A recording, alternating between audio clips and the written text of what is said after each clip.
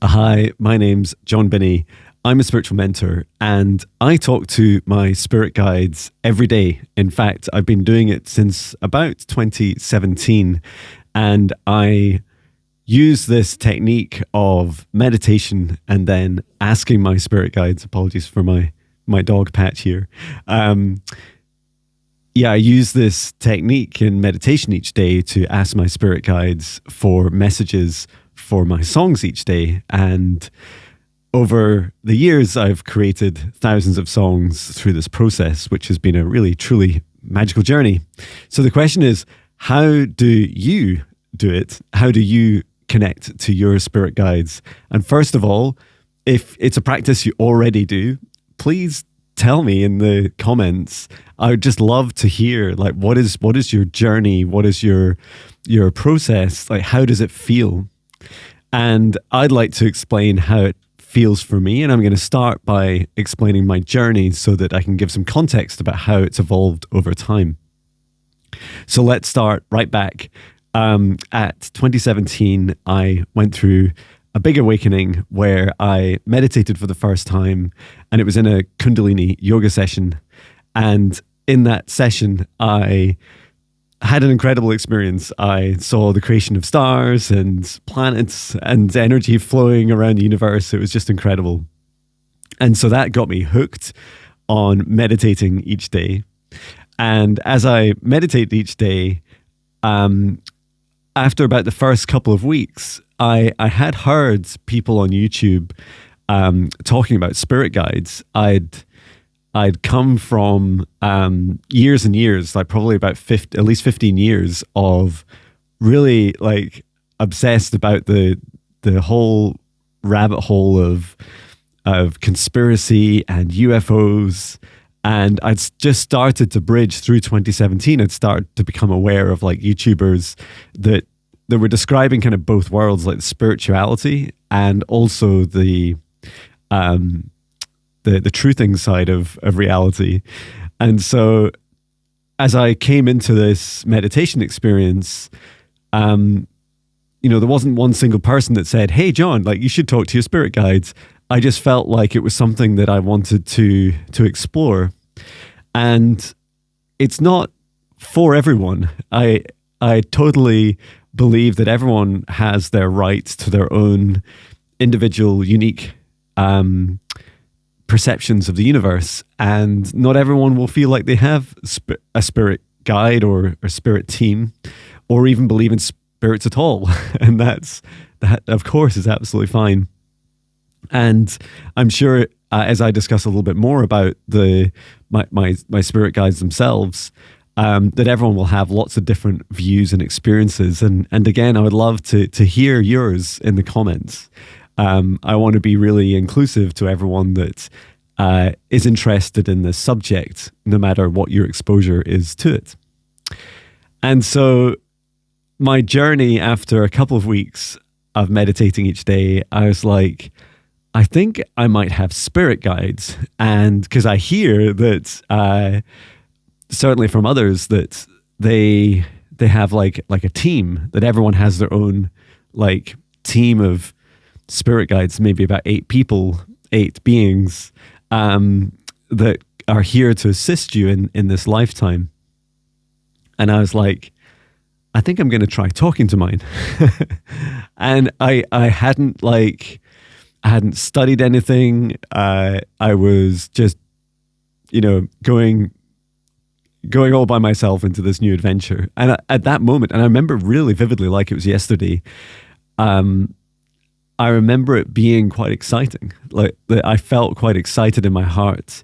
And there was something very reassuring that it was me deciding, like choosing to connect with something outside of me. Like my intention was clear. It was to connect with my spirit guides.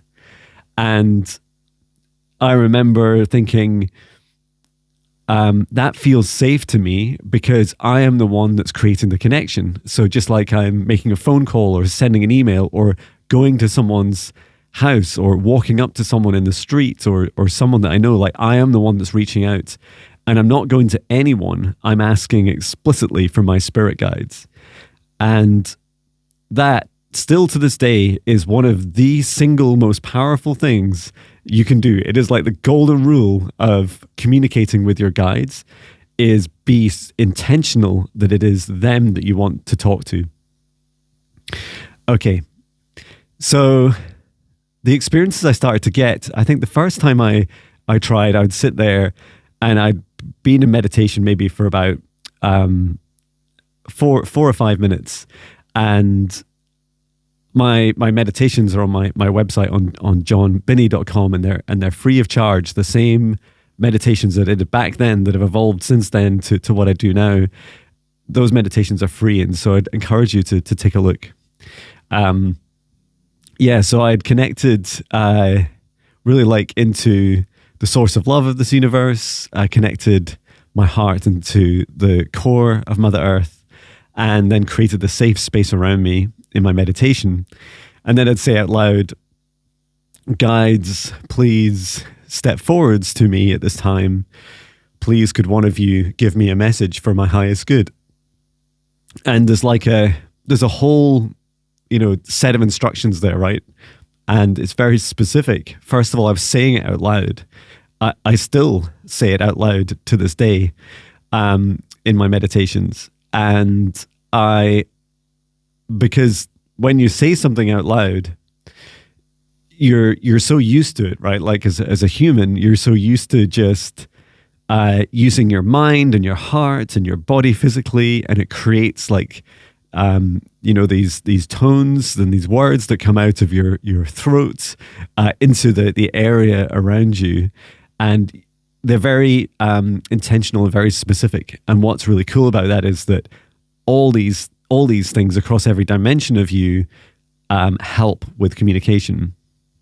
So being really, really ultra clear about your question or your request. And the first times I tried it, and I'm just remembering back to that moment now, that the first time I tried it, I remember seeing like these kind of patterns as I'd close my eyes. And I must admit, they to me, they looked a bit like a donut. It kind of looked like a donut, but almost like there was part of the circle missing. So maybe like a big kind of bent over like U shape or like a broken circle.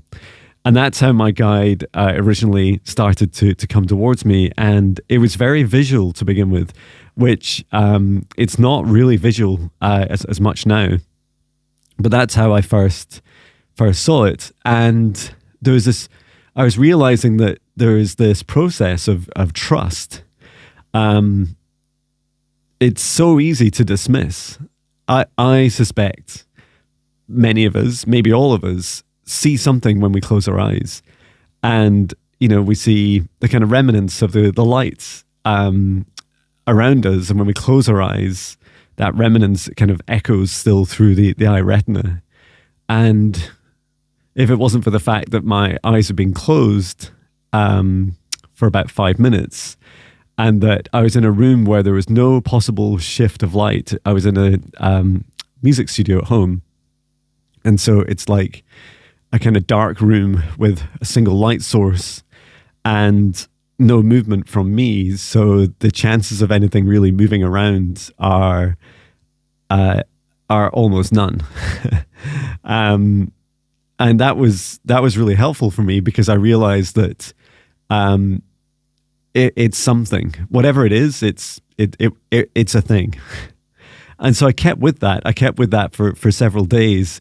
And I remember starting to feel more than just the color or the light that I would see. Like sometimes I describe the color as kind of either light white or like a light blue, sometimes a kind of orange color. And so whenever I asked for a message, I would see this. I would see these colors, and they tended to keep appearing in the same sort of pattern whenever I made that ask. And I could feel this like really, really loving feeling whenever I connected to my guides, whenever I asked. And I really loved the fact that every time I connected, more came through. It was very rewarding. Like I felt like there was a being that is an actual, real, alive being that was coming through to talk to me, and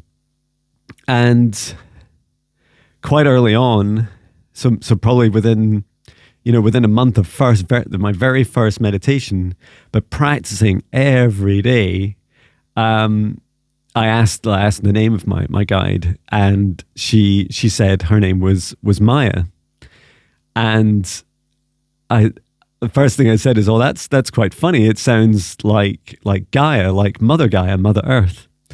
And she said, I am part of Gaia.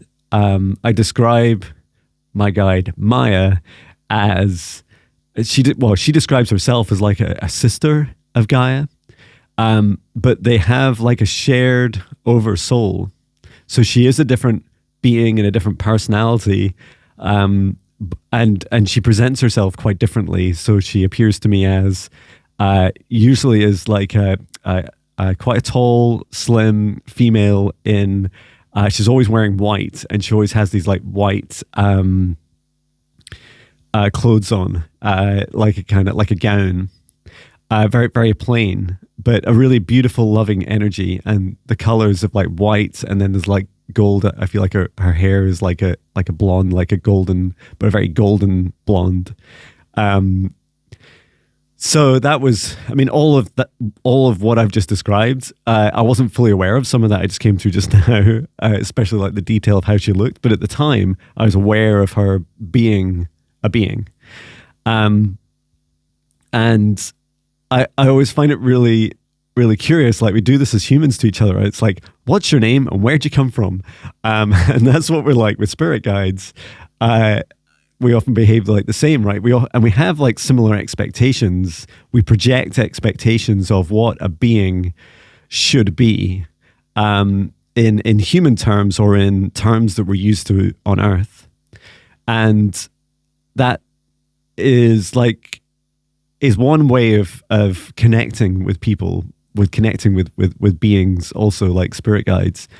But it is really important still to really have a really open mind. It's like setting crystal clear intention that you want to speak to your spirit guides.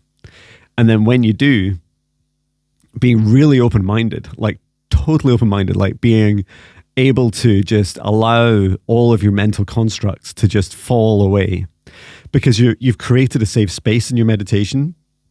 You've set the intention to talk to your spirit guide, and then you can open up yourself to surrender, to let go, and to trust. And that's how you receive. And when I first started receiving these messages, I went through the very human experience of just being very dismissive. I'd be like, "Oh, I feel something maybe like in my leg, like in my thigh. Like, why is that important? Maybe I feel a tingle, or you just think, well, my leg sometimes does that. so what of it? It doesn't mean it's a spirit guide." And then I would also feel sensations in my heart, like a kind of like a very small flutter. Like, I imagine it like if you could feel, like, so light that if you could feel a butterfly's wing like touching your skin, like if they're flapping their wings, like you could just feel it and no more. Or if someone put a feather and touched it on your skin, sometimes you wouldn't feel it and sometimes you would. And so over time, I just thought, well, nothing is by chance. Nothing is irrelevant. It's all input. Like, I'm receiving answers from my spirit guides in lots of different ways. And it was an exploration for me to feel into, like, to just observe these and acknowledge them. And I'd create this like flywheel, this kind of feedback loop where I'd say, thank you, like whenever I felt anything. And it didn't matter if my mind thought it was relevant or not. Sometimes I'd hear like wind outside my studio because it was in a garage. And I would just be really intentional and say, thank you for that. And I don't just mean saying the words, like I am right now, like animated and happy. And it's when you express with your emotion, when you communicate with your emotion of gratitude, it is connection forming and bond forming, just like, you know, when we create relationships with people and connect with other people, like it's the emotion that comes through that binds us together. It creates those connections. Just feeling both my ears ringing really nicely now. A lot of excitement from my guides. They're like, yes, Jon, like tell them your journey, tell them your journey. Thank you. And I had no expectation. My guess was that I always felt like when I'd met psychics, like if I'd had like a tarot reading, or I'd met people that claim to be psychic or have psychic abilities, or maybe if I've seen it in movies and stuff, I used to watch a lot of ghost hunting, and they would have, like, on these shows, they'd have psychic mediums. And my suspicion was that they would, if they were real, they would feel like a voice in their head. Like, I thought that's what the experience would be. And I wasn't really scared of that, which I found really interesting, because we have, like, especially in Western culture, we have a lot of fear about voices, like hearing voices in your head. And that's okay, right? It's okay to be wary and to be cautious about these things. It is not what I experienced, and arguably even today, it's not really what I experience. Instead, what started to happen for me was the sensations that would happen. So I'd start to see a little bit of visuals in my first few weeks. I'd start to like sense like answers coming back to me, and they'd start as like tingles in different places in my body. Maybe that's all I would get. Like, and sometimes I wouldn't get anything. Sometimes it would just be like kind of silence. But I would feel, there would be this feeling of like, just keep going, like just keep going. And if you're at any point in this journey that I've described so far, or any point in the future that I'm about to describe, then I would like definitely recommend just keep going, like be tenacious and explore things. You know, don't give up. Do keep up your daily practice and be really open-minded and try different things. We all communicate with spirit and our guides in different ways. Okay, so then the next thing for me was the heart. So I would feel, and you'll see me do this a lot, like if I'm channeling, if I'm connecting with my guides, I always put my hand on my heart, because I feel like often my left hand is open, and which is receiving, and then my right hand is on my heart, and it's almost like I'm receiving these messages and I put them into my heart. I feel that these messages for me, when I connect up my light cord out of my heart at the start of meditation and put it up into the highest dimension of source, it is that connection that I also use. I create new connections out from the top of my crown chakra up into my spirit guides. And so when I connect up, they then respond, and the response comes back down through my crown chakra, comes down through the third eye chakra, through the throat chakra, and it comes into my heart. And when it comes into my heart chakra, and there's a reason that it comes into my heart chakra, is because the message is not just words. So it's not like, it's not just like, you know, Jon Binnie. It's not just like some letters with no emotion or attachment to it. They are really truly messages that are like wrapped in emotion, and my guides show them to me as like a little letter. So it could be almost like whatever, a million years ago we'd have telegrams. And I'm not even sure I ever really saw one, but I understood them maybe in movies, like to just be a really short note, like maybe a sentence.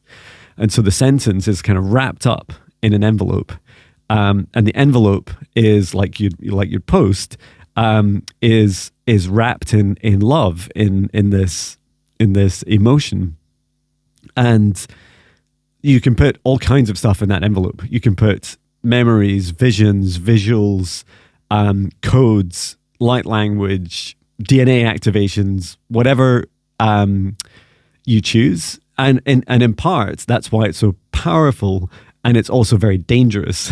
So when you're receiving these messages, you want to make sure, like, you can trust your guides. If you ask to speak to your spirit guides, that is like, it's like connecting to a higher version of yourself. And I'll come on to that shortly. But for me, it's really important to acknowledge that if you go and start communicating with other beings and not being aware of how they can, how much they can send to you, like they can like literally send you a big box, like a package from, well-known online retail company. Like if you receive that at your front door, you realize it's not just a letter; it's quite a lot in it. So I'm just going to check on my battery. Hang on 1 second. Yeah, we're fine. I'm just going to plug this in and make sure I've got plenty of power. Hopefully you can still hear me. Yeah, so what I found was that I would receive these messages into my heart and it'd just be like a small whisper. There's definitely, as I hear the message, like I feel like my heart is translating all of that. So it's unpacking this message, opening up the envelope and allowing the message to just flow through me. And one of the first things I did was I started saying these messages out loud.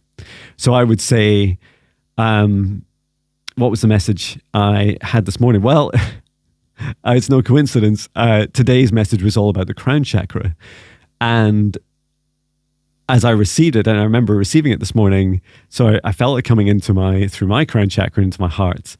And I'd like, a bit like you're transcribing something or reading out loud, I'd start to read out loud the message I would get.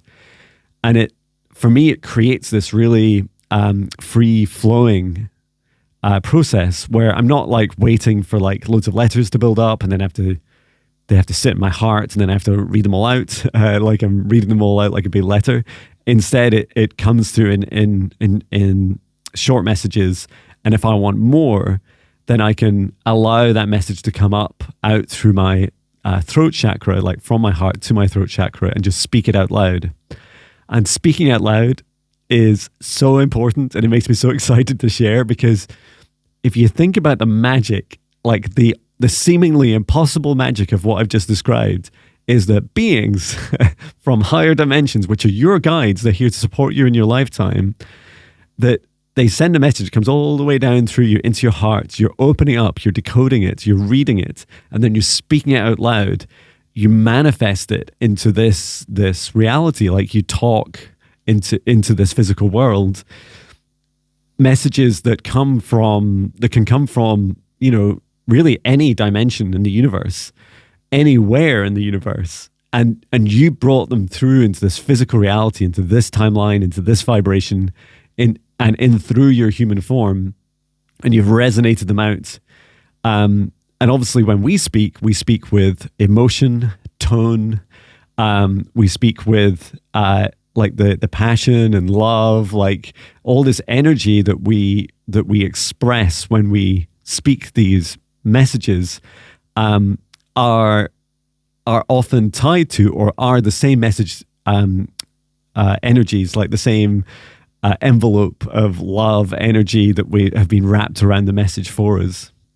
So we're bringing these messages into the physical reality. And I think that's a really important thing to think about, because if we don't do that, if we don't bring them into this reality in some form, they kind of dissipate very quickly.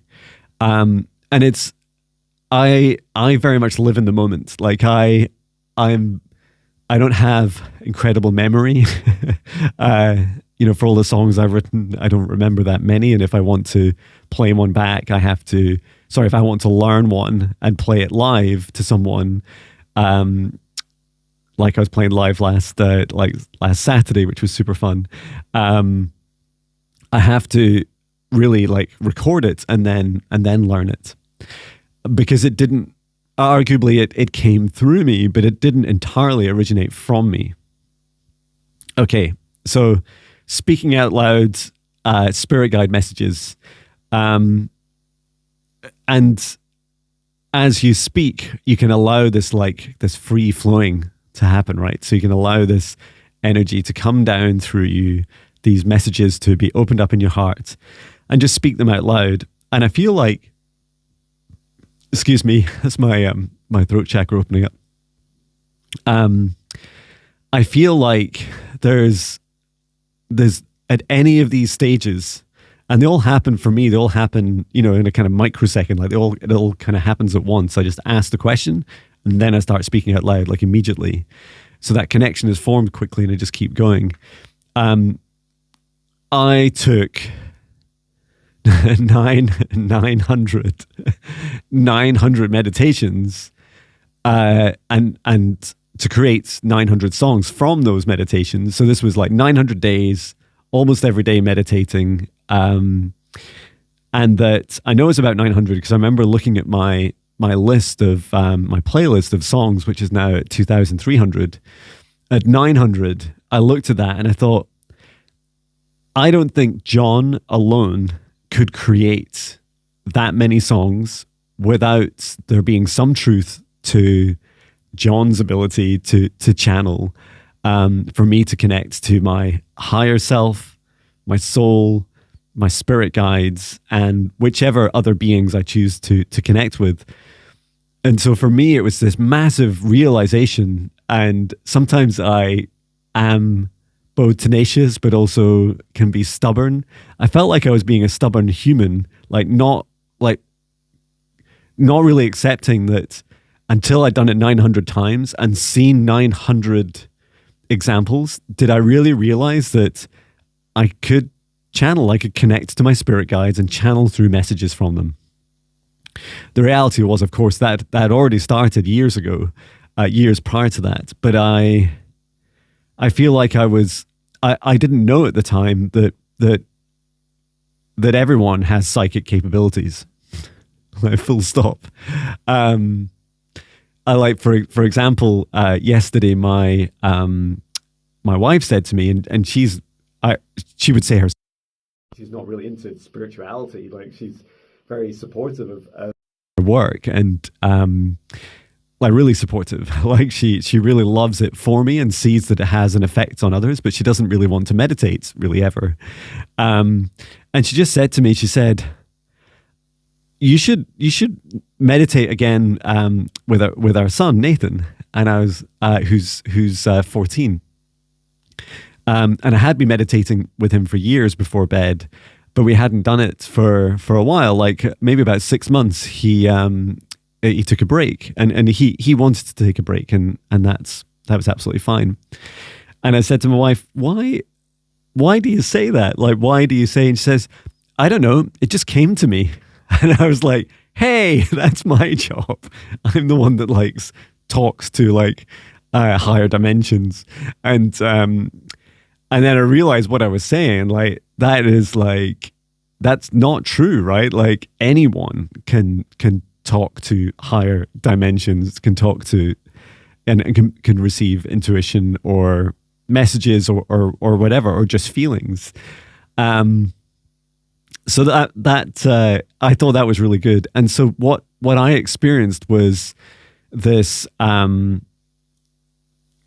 the 900 meditations and songs that I did, the mental barriers I had around me, these mental constructs, like, I used to believe that only certain people were psychic, that only certain people could talk to spirit guides, that it took some sort of teachings that I was not, maybe interested in or had access to, and that I felt like that probably that it couldn't be so much detail as well. Like, I didn't know that people could, create like a song. I mean, a song's not super long, right? 5 minutes, 3 to 5 minutes, and a song can have, anything between about half a page of A4 words through to sometimes multiple pages. And I wasn't really sure that's what happened. I thought it would be like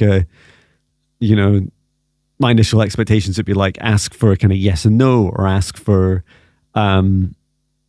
just short messages, a sentence or two. And then that was kind of it.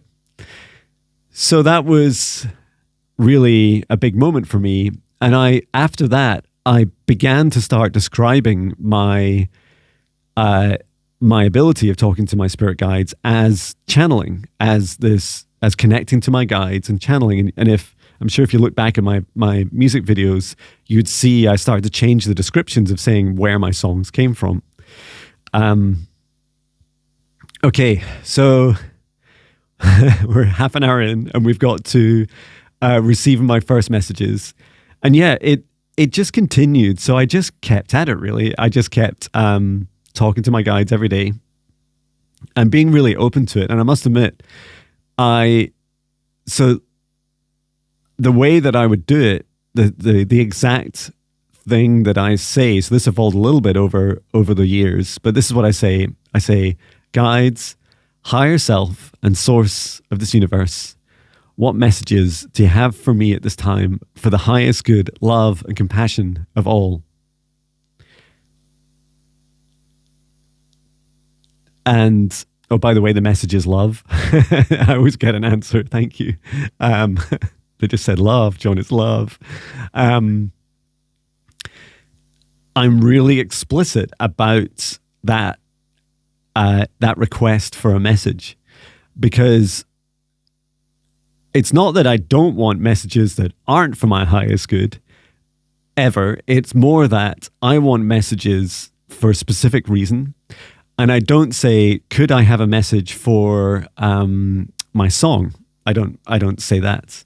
And it's because I don't want it to be constrained. And so I literally, when I make that request, I almost mentally see myself like stepping into this void, like this empty, clear void in front of me as I'm meditating, and I just allow whatever it is, and it can be the most incredible things. Yeah, so I really felt at that time that I'd made some big steps forward, that I'd created this ability to speak with my spirit guides, and that I could regularly talk to them every day. And then over time,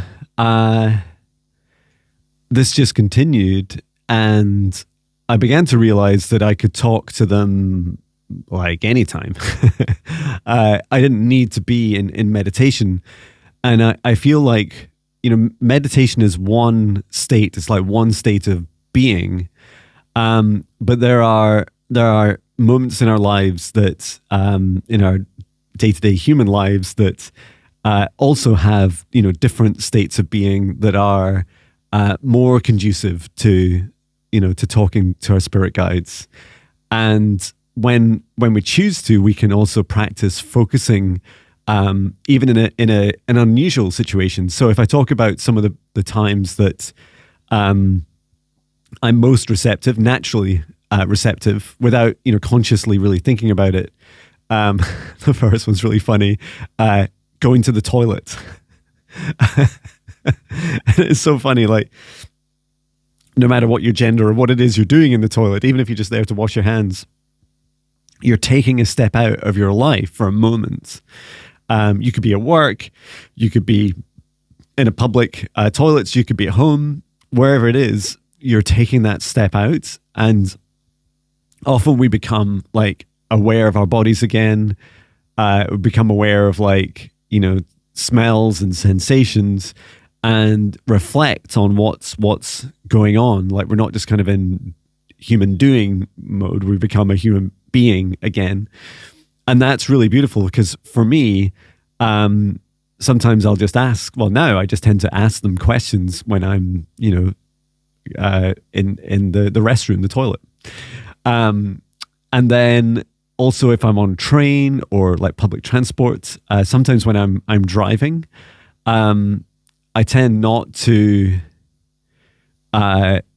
try and go into kind of meditation state when I'm driving. I wouldn't recommend it. But I feel like once you're relaxed and it's safe, just like it's safe to talk while you're driving, I often have out loud conversations with my guides. And are there any other times when I'm doing chores? Like I quite enjoy doing chores, especially ones that I they're not a chore to me. they're fun. Like, and I'm about to have to record this video. Hoover, clean our bathrooms, and do polishing. And during those times, like, there's this, I feel it's quite a meditation. And so I often sing, especially when I'm hoovering, when I'm vacuuming. And so, yeah, these are great times. Well, and of course, how could I forget when you're in nature? Now, I must admit, this is not a real bush behind me. But when you're in nature, it's an incredible place to connect. And I often feel that when I'm in nature, I connect with so much more than my guides. Like, I feel connected to the planets, to the earth, to the trees, or it's the sea, or wherever I am. Like, I feel all those sensations all at the same time. And it's not a disruptive, noisy chaos. It's a complementary harmony that I feel in terms of energy. And then more recently, I say more recently, this probably goes back to about 3 years ago, when I was upgrading the electrics on my RV motorhome. And so we wanted to be able to go traveling with our kids' gaming laptops, which consume a lot of power. So I was putting in these new lithium batteries, super thick wires, these 12-volt wires, an inverter, and loads of different technology, which I just totally geeked out and I loved it. And especially at a time that, we couldn't leave our houses. And there was a lot of things that I didn't know, what was the best route. It was really hard in a factory built vehicle to know the best path to run a cable from one end of the van to the other. And, some would take hours and hours, and drilling and all drilling through the bottom of the van and putting the cables down there, or running them up over the roof, or whatever it was. And they were thick, none of it's easy. And I thought, well, I ask my guides every morning for songs. Maybe they can help me with electronics, with DIY. And so I did. And I would just pause for a moment when I was going to that human decision-making process. I'd pause for a moment and I just sit wherever I was. And I remember sitting for the first time, sitting on the on the floor of my van. And I just said, guides, please assist me with the best route. Show me the best route to run this wire that is safe and yet the least amount of effort and time to put in. And they showed me, and it made so much sense. I put the inverter near the source of the battery, so near the battery, which meant I could have a thinner wire. And so the thinner wire could run more freely. And they showed me this really funny route, which was, it's almost like when I opened my eyes just traced up, and it went up over a wardrobe, and then up along inside a couple of cupboards, and they were so easy to get to drill through, and then down through a panel. And they just said, I remember at the end, the panel's quite tricky to come through, but it's still way easier and safer than drilling through the floor. And so that was, yeah. And I still do that to this day. When I have decisions to make, I ask that question of my guides. Okay. I also want to talk a little bit, if you made it to 40 minutes, well done. I'd like to talk a little bit about my client sessions, because they're quite, they're another level of me talking to guides, because I have to talk to other people's spirit guides. And when I first started out, before I started meditating, before I started talking to my spirit guides, I kind of believed that there was just this thing called spirit, so I'm sure people, have lots of different beliefs and lots of different realities around spirit, but I felt they were just kind of one being, or almost everything all munged together, and that you could it had different voices. And And so I didn't really see spirits or spirit guides as individuals. And then when thinking back, I did see ghosts as individuals, and often quite human.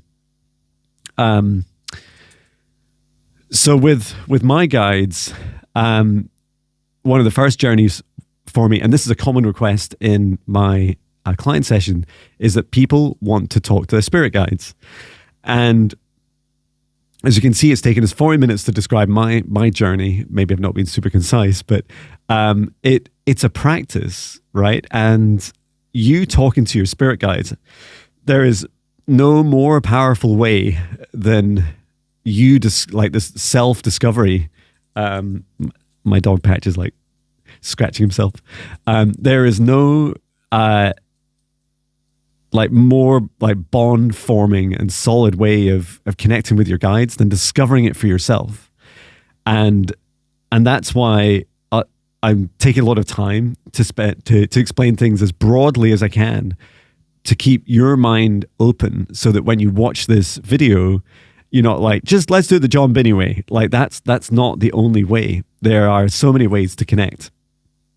And so for my spirit guides, I wanted to meet more of them. And I remember quite early on having this really funny experience of meditating, and two of them turned up, and they took me. They were like, I describe them as like twins and humanoid in form, and maybe even human, or certainly as they showed themselves at that time. And they like they picked me up, like one in either arm, and they took me off through space and time, which is quite shocking to me. Like, I felt safe and loved, but they took me through this portal, and then we flew to this other part of the universe, and they showed me a planet, and they showed me a solar system from space, like we're hovering above this planet. And I was like, wow, that's incredible. And it is, they were showing me a home that I previously lived on. I believe it's a home that I shared, a planet I shared with them. And so that was like their first introduction, was to show me. And I'm just remembering there was some anxiety at that point. I was like, whoa, what is this? Like, where are you taking me? Can I come back? And I remember when I was traveling, I thought, I'll just run, just to be safe. I took a cord from my heart and I sent it all the way back to like John sat in Scotland on Earth. So I always felt like I'd always come back on that cord. Anyway, it was entirely safe because I'd initiated the session. I'd asked to connect with my guides for them to show themselves. And what my clients increasingly ask for is like this expectation of meeting all your guides. And that was a journey for me as well. It took, 2 or 3 years. But to be clear, I wasn't asking to see each of them individually. I just addressed them as like a team, like my guides.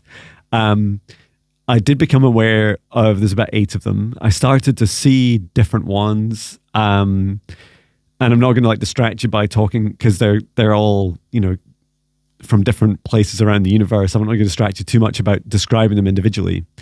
But what happened was, eventually it's like there's this catalyst, and I was like, I just want to ask them to speak to me, and I want to see them all in a lineup. Like you see like a queue, or if you see a lineup for maybe like a movie premiere, and all the photographers are taking photos. Like, I wanted to see them in a line and walk up to them and say hello to them. And so I happened to be traveling in Canada, and I asked them to do this, to line up for me so that I could walk up to each one individually and like shake their hand and say hello. And I did. and I did this in meditation. I was sat in a hotel room in Canada. It was early in the morning after my morning run. I just sat there, and I saw myself, like in meditation, I saw myself like kind of step up out of myself and walk over to them. And they're all by this big window. It's quite a big hotel room.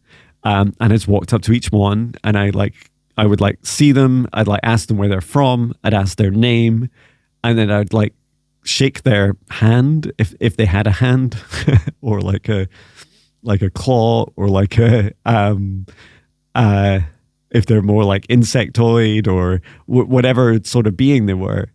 And that was really beautiful. That was quite a game changer for me, because they realized that I wanted to talk to each one of them individually. And I realized that I could create this situation, and that I could still, I was there on business, traveling, and some of my anxiety about all this adventure has always been, will my whole reality unravel? Will I just become completely insane? And no, in fact, it's the opposite. I found that every time I take a step forwards like this, it helps me understand the true magic of this reality. And I can absolutely still discern to this day the difference between a physical human, a spirit guide, or like a more negative entity, and like everything in between. Like that is a continued practice, but it's always felt like I'm learning more, and it's additive to my perception of reality and not like corrosive. And yes, it breaks down barriers and silos and allows things to be much more free and open, and my heart and my mind are so much more open, but it's not scary, and I don't worry that things will become blurry and that I'll get lost. And so that's really helpful. As I come close to the hour, there's also these really magical experiences in my client sessions where at the start of the session, I'll create a safe space. So you see me in my individual meditations on my website and on my channel, that I create like an individual golden bubble around each of us. And that golden bubble is like this kind of protective layer that only allows in and out communication and energies and entities that are serving our highest good, and that we give permission to. And then for the session itself, I create a bubble, like a big bubble around both myself and my clients, or if I'm doing a group session, around the group. And I can imagine I create this, through space and time, through every dimension of us. I keep putting my hands out thinking you'll see them. But this huge, this big bubble. And in that bubble, I invite in our guides, our higher selves, Archangel Michael, Archangel Raphael, sometimes Archangel Uriel or Archangel Haniel. And you can Google like their jobs, their job titles. And then one of the first things I do is I ask the spirit guides, the team of my clients, to step forwards, and for one of them to step forwards to assist with the initial communication. And that experience, it's so magical.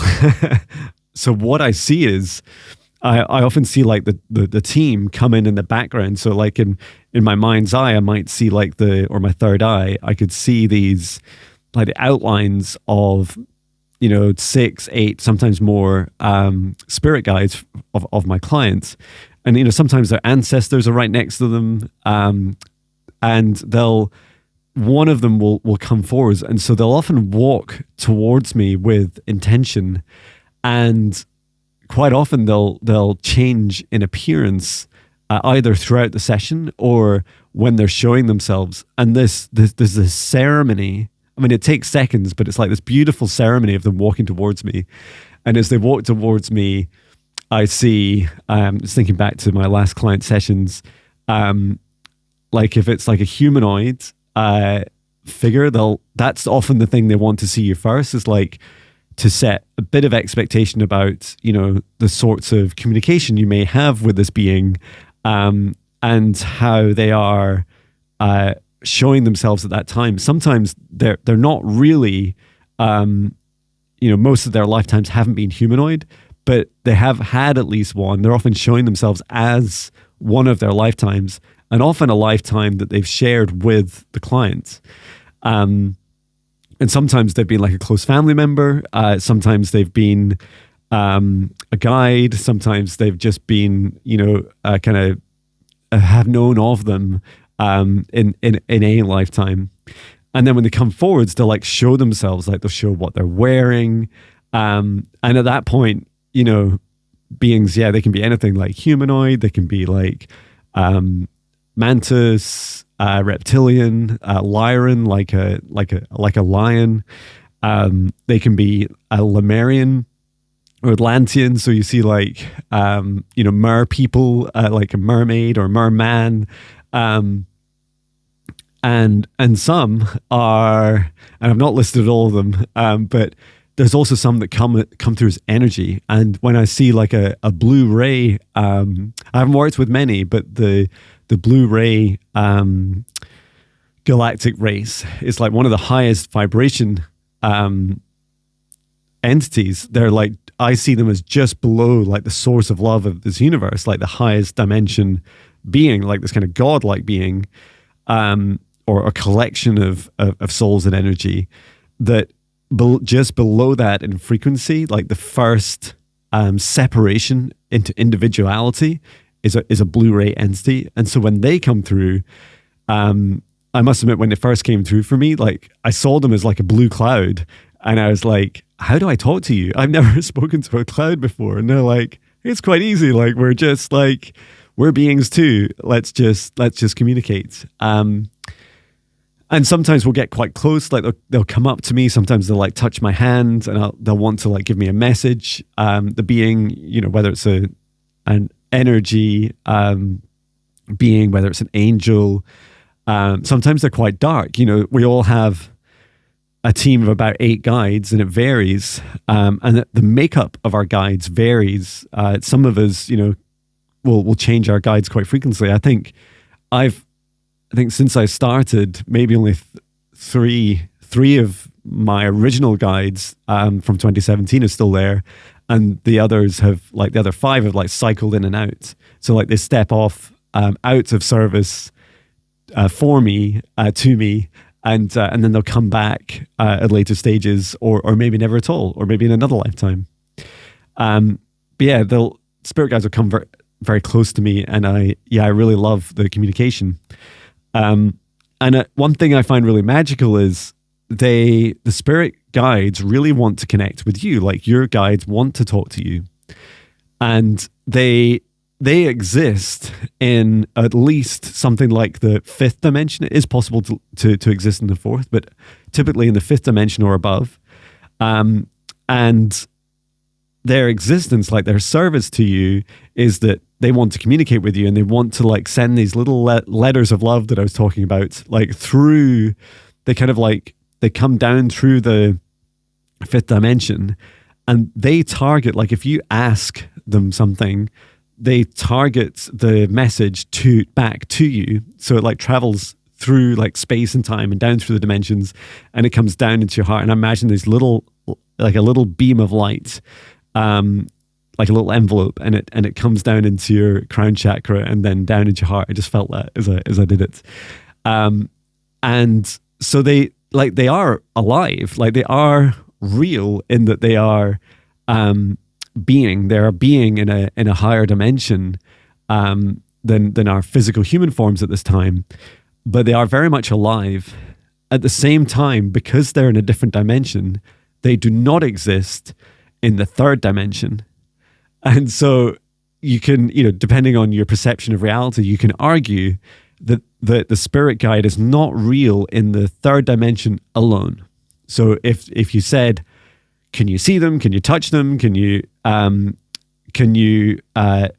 push them over? Can you hug them? Like, not in the 3rd dimension, but as you step up into the 4th, where like our emotions start and continue through the higher dimensions, like because I didn't say things like, can you feel them? Can you feel their emotions?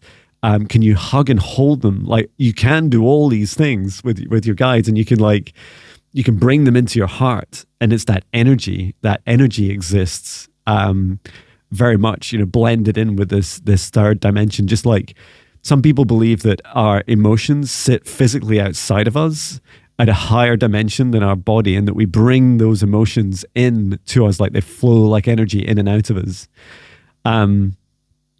And I think that's a really beautiful way of, regardless of which dimension it is, like how to feel that, an energy first universe, everything flows freely through every dimension. And it's just the frequency that dictates where and which dimension it exists in. So finally, if you want to have a really strong bond with a spirit guide or one of your, all your spirit guides, ask for their name and be really, really patient. Some of their names are like really long. And for the long names, they'll often offer you like a nickname, like an abbreviated name. So instead of Jonathan, just John. And they may not translate super well, like their names may not translate super well into English or your native language.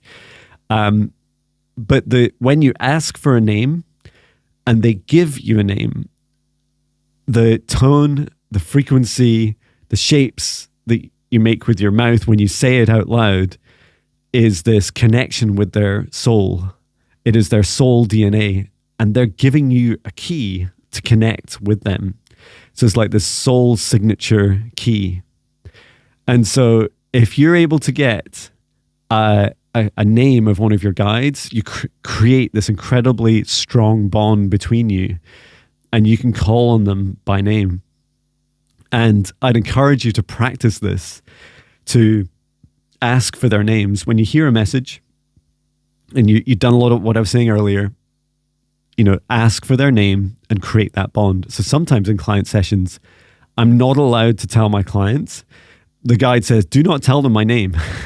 And I'm not going to tell you, John. And sometimes they do. And I think for some people, it's really helpful because it gives them the answers they need in that moment. It's like that clarification, that confidence, that knowing, that reassurance.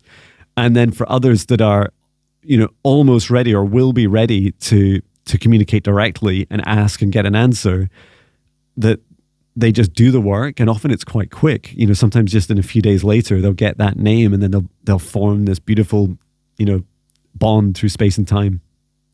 Finally, in the last few minutes, practice. Meditate every day, like almost every day. 28 times a month.